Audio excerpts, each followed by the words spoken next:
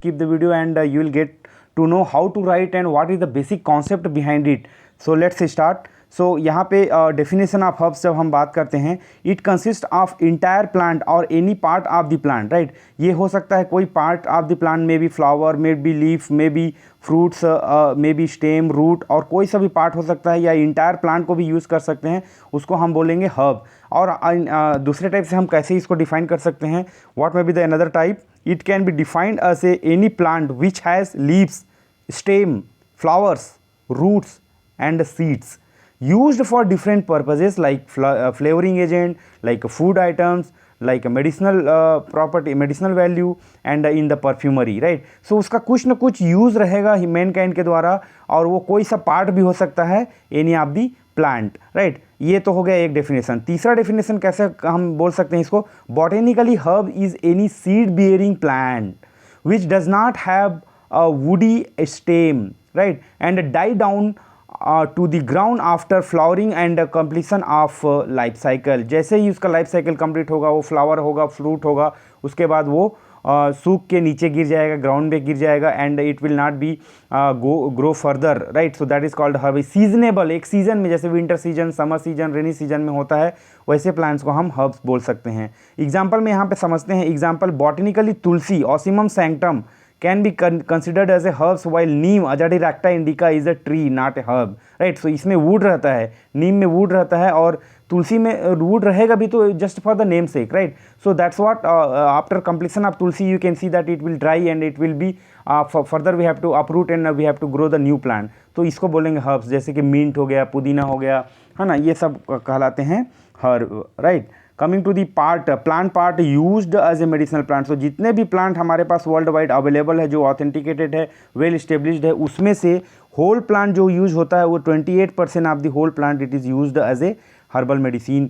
Flowers में 11% use होता है, सीड्स में स्टेम्स में 13%, वेयरस लीव्स में 21% एंड फ्रूट्स में 27% जो कि यूज़ होता है as a drug for the different activity. Herbal drug और मेडिसिन, क्या होता है हर्बल ड्रग्स. तो यहाँ पे इमेज में आप देख सकते हैं, यहाँ पे क्लोव, फेनल, कोरिएंडर, जिंजर, ये सब रखा हुआ है, ये सब हर्बल ड्रग्स होते हैं.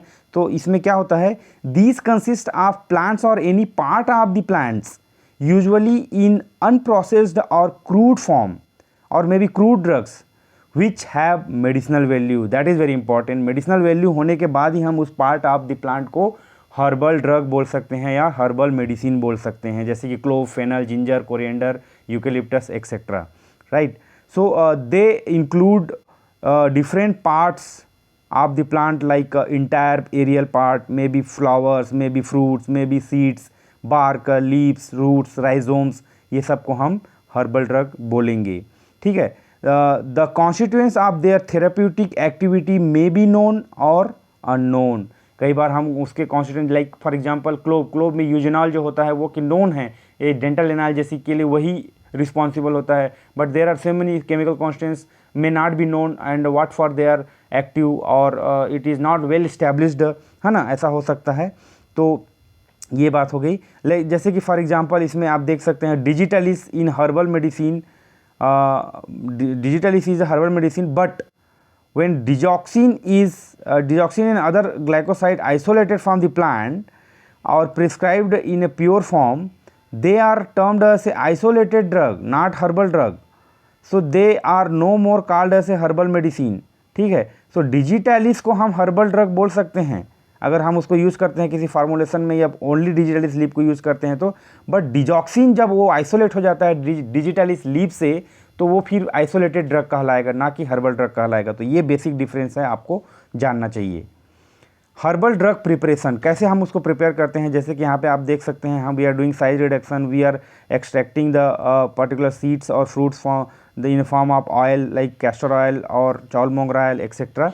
सो they are processed form of herbs, right. तो प्रोसेसिंग उसमें डेफिनेटली इन्वॉल्व रहेगा.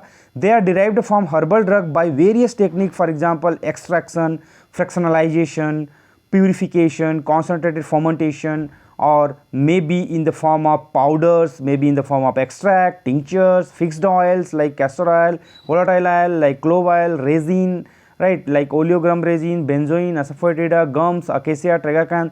तो ये सब इसके फॉर्म हो सकते हैं, क्योंकि थोड़ा सा प्रोसेसिंग बहुत इंपॉर्टेंट है। Directly we can not consume it और we can not go for formulations. They contain a mixture of various constituents. However, pure isolated compounds do not come under this category. जब हम उसको isolate कर लेंगे किसी एक chemical constituents को, तो वो हर्बल ड्रग नहीं कहलाएगा। अब क्या होता है हर्बल मेडिसिनल प्रोडक्ट्स, क्या होता है फिनिश्ड हर्बल प्रोडक्ट्स, वो जानने की कोशिश करेंगे। आप यहाँ पे देख सकते हैं बहुत सारे कैप्सूल्स हैं, बहुत सारे पाउडर फॉर्म हैं, ऑयल है ना। So they are the medicinal products which contain exclusive herbal drug और herbal drug preparation which are made from one और more herbs. It may be one form, एक प्लांट मटेरियल होगा, या एक ही प्लांट के डिफरेंट पार्ट्स होंगे, या फिर डिफरेंट प्लांट के डिफरेंट पार्ट्स हो सकते हैं, है ना। तो उसको हम based on our activity, our targeted activity, we are going to formulate them. So they may contain excipient. Remember, जब हम उसको डोजेस फॉर्म में कन्वर्ट करते हैं तो एक्सिपिएंट की ज़रूरत पड़ती है, in addition to active ingredient. So active ingredient के अलावा जब हम उसको कैप्सूल या टैबलेट में कन्वर्ट करेंगे, incorporate into the doses form, we need to have the excipient. So वो भी हर्बल ड्रग ही कहलाएगा। सोर्सेस ऑफ हर्ब्स, क्या क्या सोर्स हो सकते हैं, कहाँ से हमको ये हर्ब्स मिलेगा। So herbs can be obtained from through different sources. These can be collected from wild और प्लांट सोर्सेस। हम जंगल से भी उसको प्राप्त कर सकते हैं, फॉरेस्ट से भी we can get them. Cultivation of herbs is becoming common practice all over the world because it gives consistent good quality raw material, right. So जब कल्टिवेशन हम करते हैं तो हम we are bothering about the fertilizers, bio fertilizer, biodynamic agriculture, rainfall, day length, temperature, altitude, fertilizer, biomanure, and all those things we have to take care so that we can get the better yield, right. So cultivated herbs are generally free from any kinds of adulterant or deterioration or any kinds of foreign organic matter। तो यहाँ पे आप देख सकते हैं cultivated source ये है और ये है वाइल्ड और प्लांट सोर्स, राइट। यहाँ पे कल्टीवेशन में लोग इन्वॉल्व हैं and they are doing cultivation by looking their interculture property, irrigation, distance between one plant to another plant, row and many things, right. यहाँ पे हम डायरेक्ट फॉरेस्ट से जाएंगे, फील्ड वर्क करेंगे and will get this herbs into our ground. Sources of herb और what can be the source. Medicinal plants can be obtain from the two sources. एक तो होता है wild source, second is the cultivated source. So wild source क्या होता है, जब हम the plants are obtain from the wild sources such as forest, plains, reserve banks etcetera. तो यहाँ पे आप देख सकते हैं this person is going into the forest to collect the different herbs, may be root, stem, fruit, flower, bark. Obtaining herbs from the wild sources is economical, less time consuming and decrease the cost of labor, right. So यहाँ पे ज़्यादा लोगों को involve करना नहीं पड़ेगा, time भी बहुत बचता है। हम direct will identify the forest and will go there and will collect it, come back, right. तो ये इकोनॉमिकल होता है। However it is also offer various disadvantages such as quality of the plant cannot be predicted due to the various environmental changes। कई बार rain ज़्यादा होगा, कई बार rain कम होगा, कई बार सॉइल फर्टिलिटी मेंटेन होगा, कई बार नहीं होगा, कई बार डिस्टेंस बिटवीन द प्लांट। तो many things which we can not able to fulfill because these are natural. So the plants will not be uniform into their growth and yielding characteristic. So जो भी हमारा desired chemical constants which we are expecting from that crude drugs may not be fulfilling, उतना मात्रा में नहीं होगा, like clove में उतना यूजिनॉल नहीं होगा, है ना, और may be in the castor oil में उतना नहीं होगा, जो भी मेन केमिकल रेसिनिसस है ना, वो सब नहीं, we are not able to get. Modern scientific technique cannot be applied in increase the yield as well as quality. So scientific technique which we use in the cultivation that cannot be applied into the forest sources.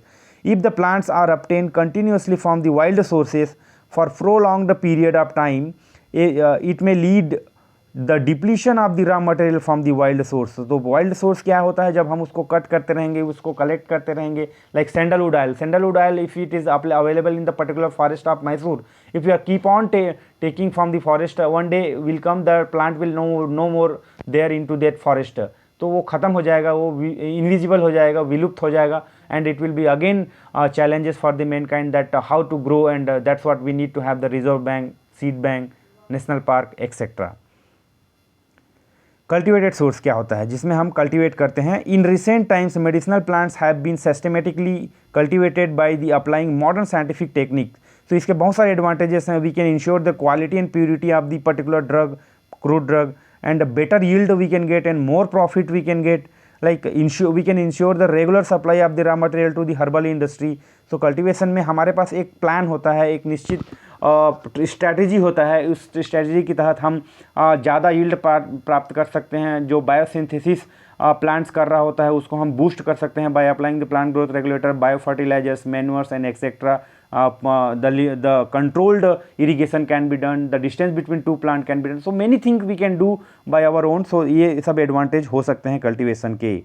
Selection of herb very very important. As per WHO, more than 60% of the world population using plant-based medicine directly or indirectly. For this, it is very important to select the right plant material for development of herbal drugs. Selection of plants can be done by ये 4 method है: randomized selection, ecological selection, chemosystemic selection and ethnobotanical selection.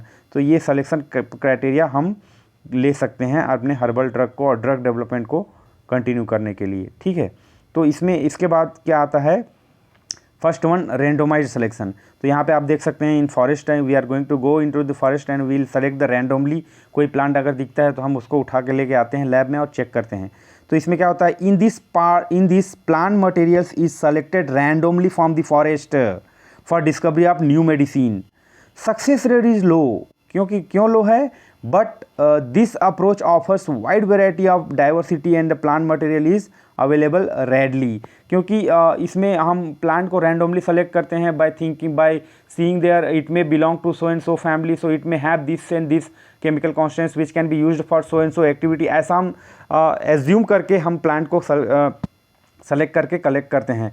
लेकिन इसमें क्या होता है, diversity हमको बहुत सारा मिलता है, ऑप्शन मिलता है, और हम इसमें बिना किसी खर्चे के we can get it from the different forest since the most of the area it is overlapped by the forest, so that can be one of the better option. But कई बार ये सक्सेस रेट बहुत लो हो जाएगा इसमें. Second method is ecological selection. In this what we do is ecological selection is an observation of animal behavior for discovery and development of new drug. इसमें animal behavior को हम observe करते हैं. ठीक है, तो एग्जाम्पल में समझते हैं. Observation of chimpanzee in African forest leads to the discovery of anti-malarial property of the Trichilia rubensis leaves. Hence it is termed as a ecological selection, right? So ये चिंपांजी के बिहेवियर को हम check करेंगे. Chimpanzee how they are surviving in which area of the forest they are surviving. In that area we are going to go and find out this particular plant and which may have the quinine, quinidine or any anti-malarial type of chemical constants, and that we are going to select, right? So ये animal behaviour हमको help करता है. That's what it is called ecological selection. Next है कीमोसिस्टेमिक selection. In this what we do is the distribution of chemical constants is common in the certain group of plants. ठीक है, कोई chemical constant कुछ group में ही पाए जाते हैं, like propane alkaloid it is obtained from the Solanaceae family. उसी तरह से so this approach is also called a chemotaxonomic approach. So if plant belongs to the certain classification is therapeutically active, then there is a high chances of the other plant from the same class can also have that activity or that active ingredient. Example से समझते हैं इसको. Emblica officinalis euphorbiaceae family से commonly called as a amla. So it contain ascorbic acid, gallic acid and tannin. तो ये 3 chemical constants आंवला में पाया जाता है जो कि यूफोर्बेसियाई फैमिली के बिलोंग करता है.